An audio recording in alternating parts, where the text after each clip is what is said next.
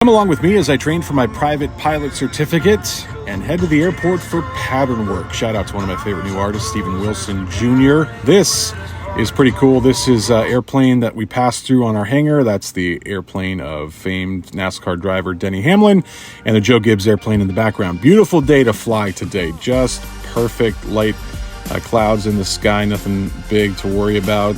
There is the aspiring plane to fly. That's in a Velo flight. This is Concord Padgett Regional Airport in Concord, North Carolina, just outside of Charlotte.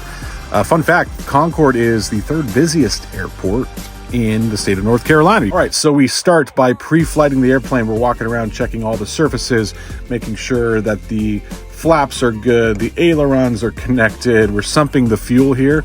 You can see the color of the avgas is blue. We're looking for any water that may be in the fuel. That's no good. And as you can see here, none is present, no sediment, so we are good to go. Checking the landing light there. We then put the fuel that we sumped back in and checking the levels. Go. Doing a run up, talking to ATC there shortly after. Run up, checking all the engines, checking the flight controls, making sure everything is good to go. We get the clearance to taxi and we get the clearance to depart. Runway 2 on this day, heading up to the northeast. We're going to stay in the pattern though. I'm going to show you the whole pattern work that we do at the airport to practice.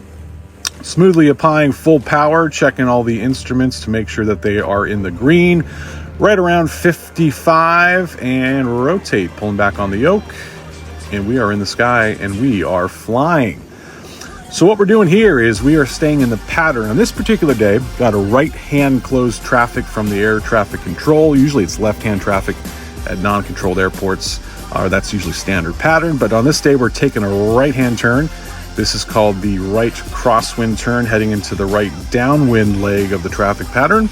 And checking to make sure we are parallel with the runway, completing this turn. And in this segment of flight, we are doing what's called the pre-landing checklist. So we're checking to make sure our seatbelts are on. The fuel is to both. Mixture is rich, carb heat is on, and our landing light is on. After that is all set, we get ready and extend some flaps and get ready for our landing. This is the base to final turn. Interesting on this one, as a student pilot, this really tricked me out the first couple times. It's a busy approach. You can see that's highway or Interstate 85 right below.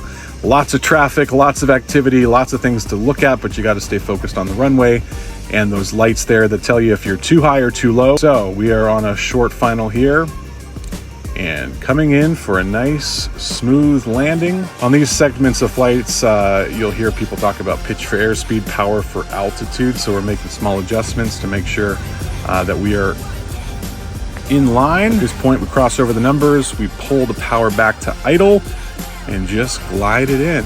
A smooth transition to landing on those 1,000 footers.